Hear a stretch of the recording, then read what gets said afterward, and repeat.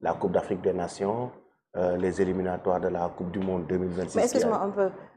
Quelle appréciation faites-vous de la candidature de Aline Gologo? Pensez-vous que c'est une candidature de tout fait ou bien il va maintenir sa candidature jusqu'à l'élection? Même dans le débat, c'est vous qui avez parlé de la candidature de Gologo. Pour dire que même nous qui débattons sur les candidatures, c'est un outsider. Pour évaluer les chances des uns et des autres, on n'a pas fait allusion à celle de Gologo, mon ami et confrère de la presse. Attendons lui aussi de voir parce que lui, il nous est habitué à des sorties tonitruantes. Gologo, c'est un gars qui toujours, pendant les grands événements, vraiment, il se met en donne avant. des positions. Alors attendons de voir est-ce que lui, il va confirmer sa candidature ou pas. En tout cas, ce sera la candidature de la presse. Ce sera la candidature à l'Amine. de la presse. Hein? Voilà. Ouais, je disais par rapport à l'équipe nationale du Sénégal. Oui. Donc, parce qu'il y a des échéances qui arrivent, on a les élections. Mais au-delà des élections, il y a la Coupe d'Afrique des Nations. Oui, et les éliminatoires de la Coupe du Monde 2026. Et ces élections, j'espère bien que ça ne va pas impacter négativement sur l'équipe A et les prochains matchs du Sénégal. Et surtout, mais surtout aussi la Coupe d'Afrique des Nations qui vient, avec Pape Thiaw qui commence la transition. Déjà, cette transition de Pape Thiaw au lendemain de la belle victoire face à l'Angleterre, le Sénégal prépare ses élections pour aller vers la Coupe d'Afrique des Nations au Maroc. L'objectif, les ambitions, ce sera quoi pour cette prochaine Coupe d'Afrique? Moi, je crois que l'objectif n'est rien d'autre que gagner pour une deuxième fois une Coupe d'Afrique. Alors, c'est vrai que les gens sont parfois frileux quand on pense à l'Assemblée générale de renouvellement. Ça, c'est le côté purement administratif. Mais vous l'avez si bien dit à la mine, la transition n'a pas connu en tout cas des mouvements d'humeur, en tout cas des cassures par rapport à la présence de Pape Thiaw à la tête de l'équipe nationale de football du Sénégal.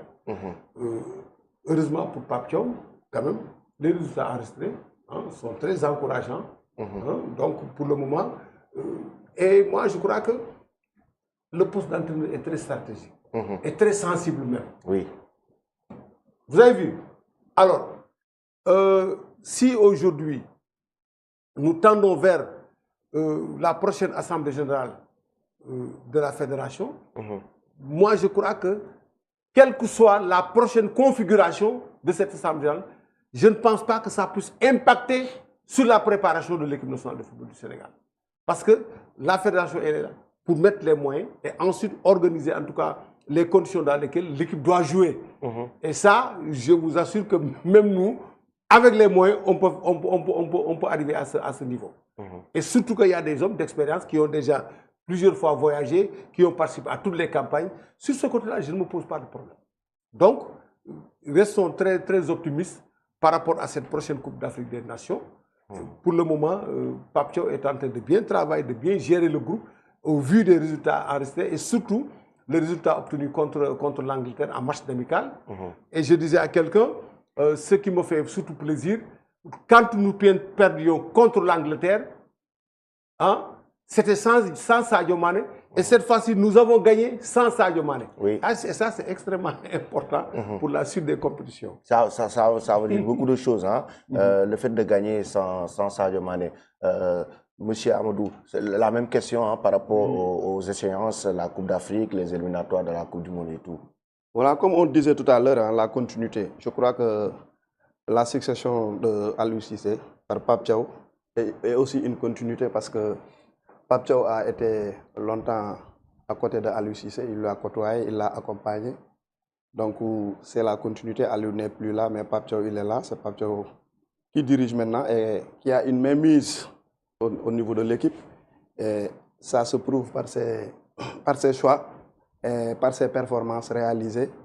Pas plus longtemps que la victoire sur l'Angleterre, qui lui a donné aussi beaucoup plus de cotes encore. comme l'a si bien dit le doyen, même si une nouvelle équipe arrive, ils ne toucheront pas à Pape Thiaw pour le moment avec ces résultats qu'il a eu à faire. Et je crois qu'il maîtrise bien le groupe. Et pour le moment, il fait du bon boulot. Donc on doit lui encourager, on doit lui donner les moyens et on doit bien l'assister. Moi, c'est ça. Et la transition qu'il a suggérée avec cette nouvelle génération. Pape Thiaw compte sur les jeunes pour gagner la CAN. Hein. Il dit l'objectif, c'est de gagner la CAN. Mais Pape Thiaw compte sur les jeunes parce qu'il y a des Lamine Camara, Pape Matassar, Pape Gueye, Habib Diarra qui vient d'arriver, qui confirme, n'a pas eu le temps. L'avenir du football appartient à la jeunesse. Oui. Mais vous avez raison et je vous rejoins par rapport à cette analyse. Parce que c'est vrai qu'un entraîneur, vous avez des diplômes, vous avez un niveau, vous avez des connaissances. Mais il y a un aspect aussi qui me paraît très important. Il faut être courageux. Quand je dis courageux, parfois il faut savoir oser. Et je reviens surtout sur le cas de certain Aimé Jacquet. On se rappelle en 1998, quand il prenait l'équipe de France. Qu'est-ce qu'il a fait?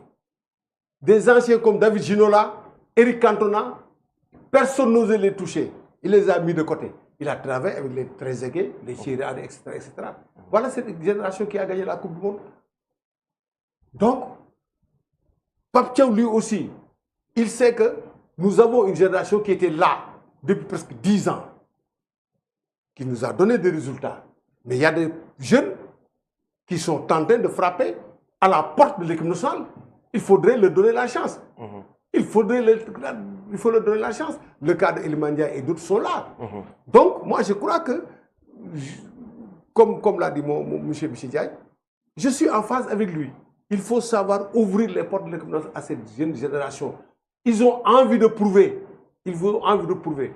Parce que dans quelques années, pas plus, ceux-là qui nous ont gratifiés de cette première performance, mais ils ne seront plus à 100% de leurs moyens. Donc, il est temps de préparer la relève. Or, la relève, c'est aujourd'hui qu'on prépare ça. Aujourd'hui, surtout avec cette nouvelle génération, on l'a dit, les Pape Gueye, les Lamine Camara, mais quand même l'ossature est très importante aussi parce qu'il y a toujours derrière un Koulibaly, Edouard Mendy, au niveau de du poste de gardien de but. Hein? Sadio Mané qui accompagne toujours.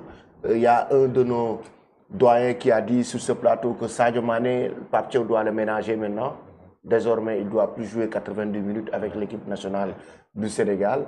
Est-ce qu'il doit jouer 90 minutes ou est-ce que sur le plan tactique, il faut voir comment gérer Sadio Mané avec cette équipe du Sénégal sur le plan tactique? C'est des interrogations qu'on doit se poser parce que Sadio quand même reste un leader technique qui peut faire la différence à tout moment, même si Sadio de 2025 n'est pas le Sadio